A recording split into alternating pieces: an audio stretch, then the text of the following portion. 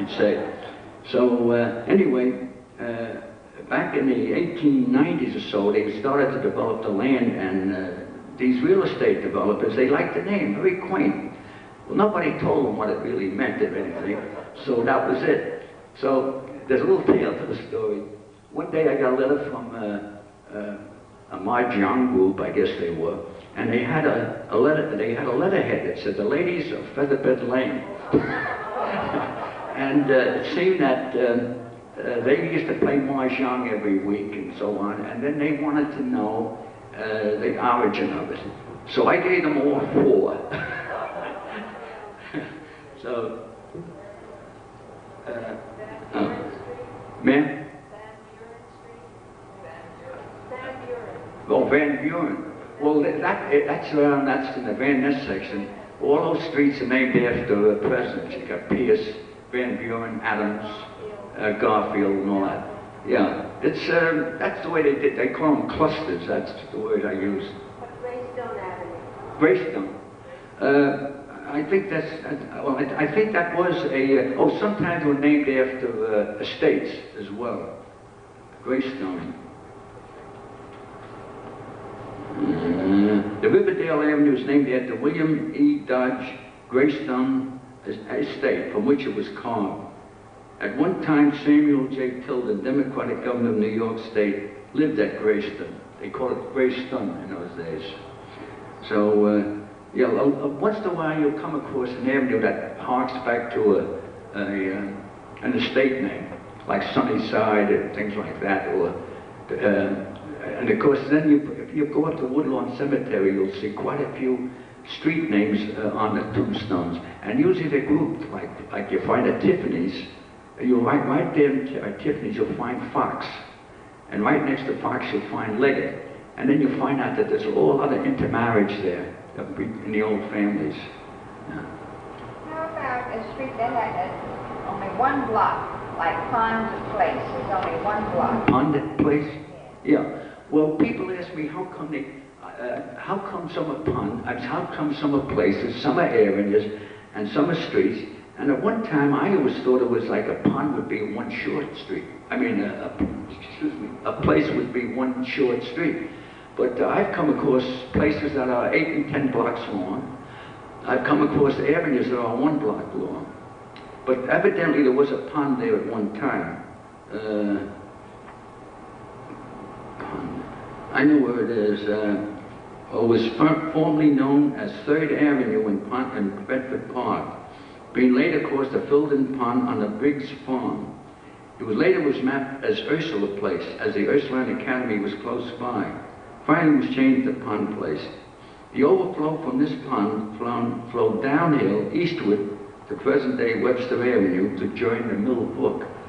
The Mill Brook ran mostly along Webster and Melrose Avenue, and then finally went into Brook Avenue itself, and finally goes all the way down to 132nd Street.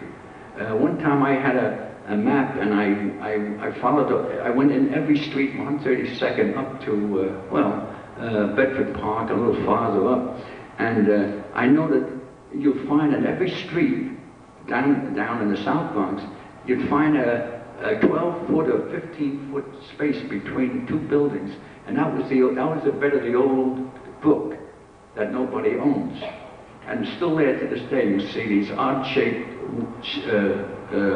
corners where they made a bend in the road, and I copied down every street and where it would be, the house number. It was just a pastime with me. My area is known as Asphalt Gardens. Did John Jacob Asphalt own that property at one time? I didn't get that question. My area is known as Asphalt Gardens. Did John Jacob Asphalt own that property? Oh yes. The gentleman asked about, in fact there was 2 different areas where the Astor family had holdings. And one is right off Bronx Wood Avenue up in there. And the other, the older one is right down by Mott Haven.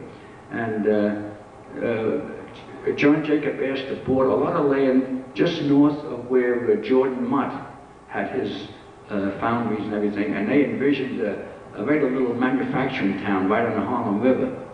And as a matter of fact, when Astor had the place surveyed and laid out, he had one little street called Waldorf Street, because the Astor family originally came from Waldorf in Germany. That's where you get the Waldorf Astoria. And it never really came to much. Then he finally sold out, and then his son and I think a cousin bought the land up there by, well, north of Pelham Parkway. And that's the Astor Estate up there. You've got a lot of those things. That's why I say, stop at the public library sometime, and I don't know, you can't check it out, but you can read it out too. Yes, miss? What is the history of the Tiffany family after which Tiffany Street was named? You asked about Tiffany Street? I don't, well, I don't say it's a common name, but it's a Scottish name, and I don't think the Tiffany's up here, I mean in the Bronx, had much of a connection. I think these people, these Tiffany's were from Queens, Louis Tiffany and that crowd. The late Congressman Baker said that he was related to the Tiffany's. Well, as I said, I'd have to look it up myself and check on me. But they never mentioned anything about being in a jewelry line or anything like that. But the Tiffany's were quite a prolific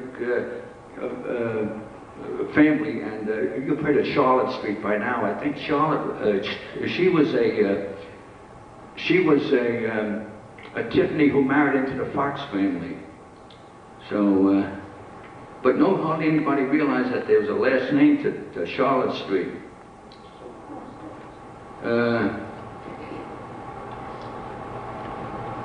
No, it doesn't say anything at all. It just mentions that a daughter of William Fox married H.D. Tiffany, and then it mentions the different families into it. But it could have been. I give quite a lot on here. The Tiffany's, as I said, they were no landowners too. Now, I don't want to take up too much of this. So then what happened then? After this came out, I more or less rested on my laurels. I just didn't bother with this anymore. And in the meantime, the Bronx Press Review, that's over by Parkchester, they had a history column, and in fact, there were about 4 men used to take turns just writing something about Bronx history, and finally it devolved down to one young fellow, and he used to run little quizzes. And then one day he told me he was moving to Albany, had a state job, and he says, "Look, why don't you see the editor, and maybe you can take over the job." So, well, I was ready to work, and I didn't really want it. But then I saw a wonderful chance to publicize the Historical Society. And as I said, I always liked the idea of passing on any knowledge I have, passing on to somebody else. So Mr. Doyle, who incidentally had been editor for 41 years, quite a record, he welcomed me aboard, and he says, "You can write anything you want, as long as it's about the Bronx, and don't forget it's a family paper," and something like that. So I took it over, and I got panicky right away. I said, "My God, what am I going to do every week?" So by the second article I wrote, I was asking for contributions, questions, everything like that. But the more I got into it, the more interested I got in it. And I saw all the different things that you could write about. You didn't have to always write just plain history about revolution. In fact, I took it over, and I've been writing that for about 35 years now. And it's really very interesting. I'll get started on like skipping, rope skipping. You've seen the girls do the rope skipping lately, they're marvelous. Well, I started to write about the different chants about it. Like my mother said, I never should go with the gypsies in the wood. And like on the mountain stands a lady, who she is I do not know. All she wants is gold and silver. All